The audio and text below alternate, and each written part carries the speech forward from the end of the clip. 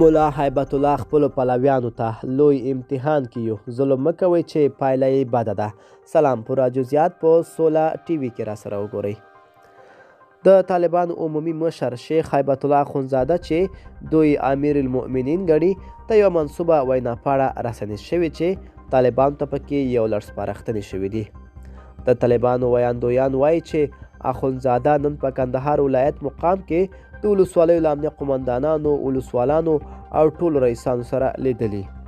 طالب ویاندویانو یو ځل بیا د ملا هیبت الله کوم عکس یا غږیز پیغام نه دی خپور کړی چې له دې سره د هغوی د مړینې ادعاوې د پخوا په شان دوام لري.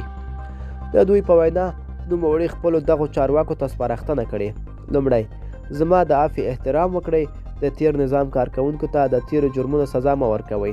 دویم، د دې هیواد هر وګړی موږ ته قدرمند دی. د افغانانو قدر او عزت په بل هیواد کې نشته، نو هیڅ افغان دې له هیواده نه وځي، همدلته دې پاتې شي. مسؤلین، علما، قومي مشران، والیان او ولسوالان دې د دوی ته قناعت ورکړي چې همدلته هیواد کې پاتې شي، دلته یې عزت او قدر کیږي.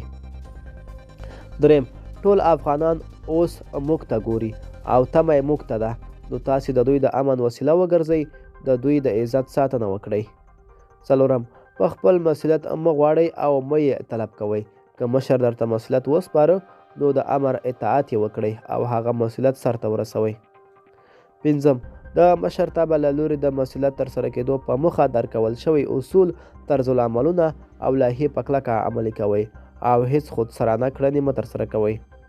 شپږم، داسې مسؤلیت وکړئ چې سبا په روڼو سترګو ولس ته وکتلی شئ. اووم، د ښه مسؤلیت ترسره کېدو په برخه کې تل له علماو مشوره اخلئ. اتم، ټول افغانان داسې وبولئ لکه خپل ورونه. نهم، زما په ولس ډېره خوا بدېږي، هېڅکله ظلم مه ورسره کوئ، مه یې وهئ، د ظلم پایله بده ده.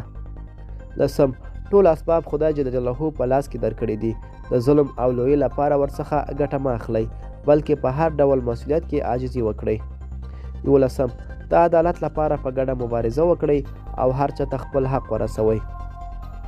12، په مسؤلیت کې زورواقت مه کوئ، د انډیوالۍ دار او مدار مه ساتئ، د ژبې او قوم په اساس چاته دنده مه ورکوئ، بلکې د استعداد مطابق دنده ورکوئ. 13، د مشرانو احترام کوئ، شکایت ورڅخه مه کوئ، عزت یې کوئ او هیڅ کار د مشرانو بې له اجازې مه کوئ. 14، په خپلو منځونو کې پوره همغږي ساتئ، خو د یو بل په کارونو کې مداخله مه کوئ. 15، د خلکو امنیت ته شپه او ورځ متوجه اوسئ، ګزمې او تلاشۍ چې کوئ خلکو ته مشکل مه جوړوئ.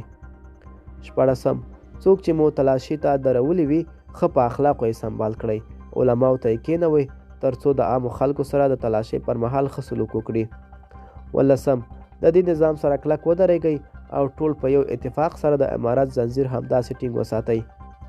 18، لوی امتحان کې شتون لرو، راځئ د امتحان کې په ښه ډول بریالي شو، راشئ ښه تاریخ جوړ کړو. ملګرو، دا به زموږ چمتو شوې ویډیو د لا ښکلو ویډیوګانو لپاره زموږ سوله ټي وي چینل سره پاتې شئ. تر بلې ویډیو ښه وخت ولرئ.